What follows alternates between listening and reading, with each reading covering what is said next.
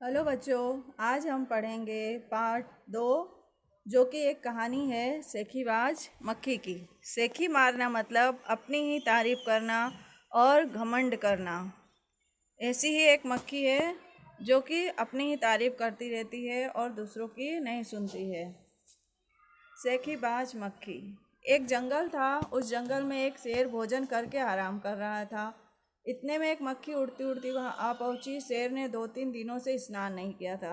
देखो बच्चों, क्या है कि शेर ने 2-3 दिन से स्नान नहीं किया था। अगर हम नहाते नहीं हैं, स्नान करना मतलब नहाना, अगर हम नहाते नहीं हैं तो हमारे आसपास मक्खी और मच्छर घूमते हैं। इसीलिए मक्खी शेर के कान के एकदम पास भिन भिन करने लगी।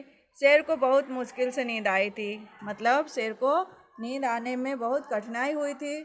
और तो उसने क्या किया कि पंजे से मक्खी को मारा और उड़ा दिया और शेर सो गया। लेकिन मक्खी क्या है कि वो मान ही नहीं रही थी, बार बार शेर को परेशान कर रही थी और भिन भिन भिन भिन भिन भिन उसके कानों में कर रही थी। तो शेर को बहुत तेज गुस्सा आया और वह दहाड़ा जोर से, अरे मक्खी दूर हट जा, वरना तुझे अभी जान से मार डालूंगा।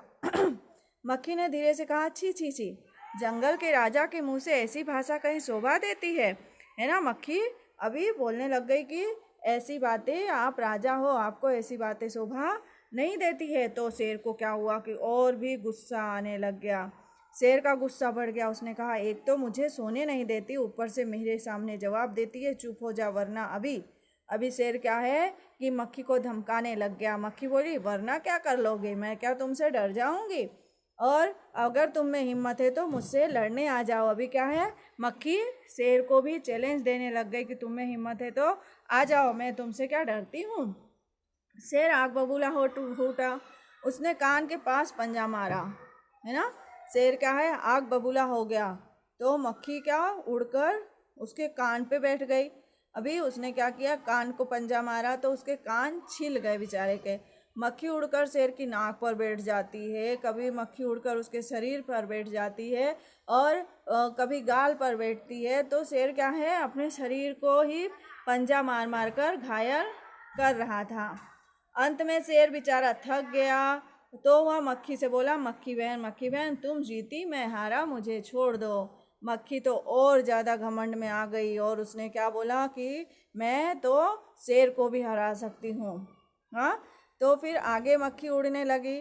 तो उसको बीच रास्ते में क्या मिला, हाथी मिला। तो उसने हाथी को बोला, अरे हाथी, तुम मुझे प्रणाम करो, मैं अभी अभी जंगल के राजा शेर को हरा कर आ रही हूँ। तो हाथी ने भी सोचा कि इस पागल मक्खी से कौन बहस करे। उसने भी, है ना, सूंड उठाकर मक्खी को प्रणाम कर दिया और आगे बढ़ गया। सामने से आ रही लोमड़ी ने ये सब देख लिया था। लोमड़ी क्या है, बहुत चालाक होती है और वो धीरे धीरे मुस्कुराने लगी। इतने में मक्खी ने लोमड़ी से कहा, अरे ओ लोमड़ी, चल मुझे प्रणाम कर, मैंने जंगल के राजा और विशालकाय हाथी को भी हरा दिया है। हाँ, अभी वो लोमड़ी को भी डराने लग गई कि तू भी मुझे प्रणाम कर। तो लोमड़ी ने भी क्या किया कि उसको प्रणाम कर दिया।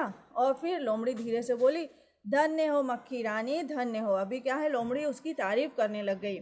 आपका जीवन धन्य है, आपके माता पिता। लेकिन मक्खी रानी उधर वह मकड़ी दिखाई दे रही है ना, वह आपको गाली दे रही थी। अभी क्या है कि लोमड़ी जो है वो मक्खी को भड़काने लग गई कि तुमको वो जो मकड़ी है उधर जो रहती है वो तुमको गाली दे रही थी, जरा उसकी खबर लो। मतलब वो लोमड़ी क्या बोलती है कि जरा उसको सबक तो सिखाओ। यह सुनकर मक्खी गुस्से में लाल हो गई। उसको तो घमंड था कि मैं किसी से हार नहीं सकती और कोई मुझे हरा नहीं सकता।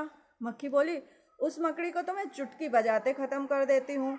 यह कहते हुए मक्खी मकड़ी की तरफ झपटी और मकड़ी के जाले में फंस गई। मकड़ी के जाले में क्या है कि कीड़े मकोड़े फंस जाते हैं तो निकल नहीं पाते हैं, और मक्खी जैसे जैसे ही कोशिश करने लग गई निकलने की, वैसे वैसे ही वो जाले में फंसती चली गई।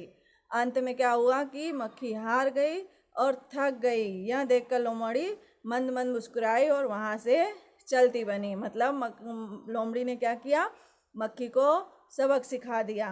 इस कहानी से आपको क्या शिक्षा मिलती है बच्चों, कि हमें दूसरों को धमकाना नहीं चाहिए और हमें घमंड नहीं करना चाहिए और अपनी तारीफ स्वयं नहीं करना चाहिए।